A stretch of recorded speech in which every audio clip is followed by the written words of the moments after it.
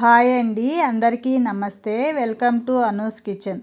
ఈరోజు ఈ వీడియోలో జుట్టు రాలే సమస్యను తగ్గించి చర్మకాంతిని పెంచే ఉసిరికాయలతో సింపుల్గా ఉసిరికాయ కారం పొడిని ఎలా చేసుకోవాలో చూపిస్తున్నాను.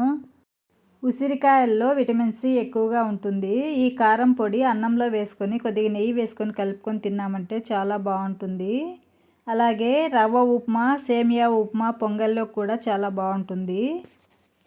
1/2 కిలో ఉసిరికాయలు, 2 గుప్పెలు కరివేపాకు తీసుకొని నీట్గా కడిగేసుకొని ఉసిరికాయలు తడేం లేకుండా తుడిచేసుకొని ఉసిరికాయల్ని మరీ సన్నగా ఉన్న వైపు కాకుండా ఈ విధంగా కొంచెం పెద్ద హోల్స్ ఉన్న వైపు తురుముకోవాలి. పెద్ద హోల్స్ ఉన్న వైపు తురుముకున్నామంటే తురుములో ఎక్కువ వాటర్ రాకుండా ఈ విధంగా పొడి పొడిగా వస్తుంది. ఉసిరికాయలన్నింటినీ ఈ విధంగా తురుముకున్న తర్వాత వెడల్పుగా ఉన్న ప్లేట్లోకి వేసుకొని కొద్దిగా పల్చగా చేసుకొని ఎండలో కానీ ఫ్యాన్ గాలికి కానీ 2-3 గంటలు ఆరబెట్టుకోవాలి. తురుముకున్న వెంటనే అయినా వేయించుకోవచ్చు, కాకపోతే వేగడానికి కొద్దిగా ఎక్కువ టైం పడుతుంది.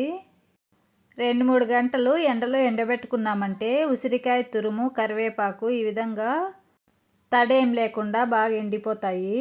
ఇప్పుడు ప్యాన్ పెట్టుకొని 1 స్పూన్ ఆయిల్ వేసుకొని ఆయిల్ వేడైన తర్వాత ఉసిరికాయ తురుము వేసుకొని చిన్న మంట పైన నిదానంగా వేయించుకోవాలి. ఉసిరికాయ తురుము ఎండబెట్టుకొని వేయించుకున్నామంటే ఈ విధంగా తొందరగా వేగిపోతుంది. ఇలా వేయించుకున్న ఉసిరికాయ తురుముని ఒక ప్లేట్లోకి తీసేసుకొని ఇప్పుడు ఇదే ప్యాన్లో మళ్ళీ 1 స్పూన్ ఆయిల్ వేసుకొని ఆయిల్ వేడైన తర్వాత 3 స్పూన్స్ ధనియాలు, 2 స్పూన్స్ మినప్పప్పు, 2 స్పూన్స్ పచ్చిశనగపప్పు, మనం తీసుకునే ఉసిరికాయలకు సరిపడా ఎండుమిరపకాయలు వేసుకొని చిన్న మంట పైన వేయించుకోవాలి.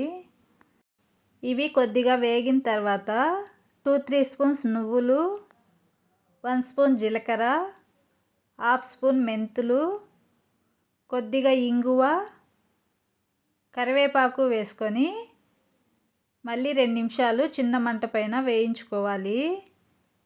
చిన్న మంట పైన వీటన్నింటినీ ఈ విధంగా వేయించుకున్న తర్వాత కరివేపాకు చేత్తో పట్టుకుంటే ఈ విధంగా పొడి పొడిగా నలిగిపోవాలి. ఈ విధంగా వేగిన తర్వాత స్టవ్ ఆఫ్ చేసుకొని ఇప్పుడు వీటిని ఒక ప్లేట్లోకి తీసుకొని బాగా చల్లారనివ్వాలి.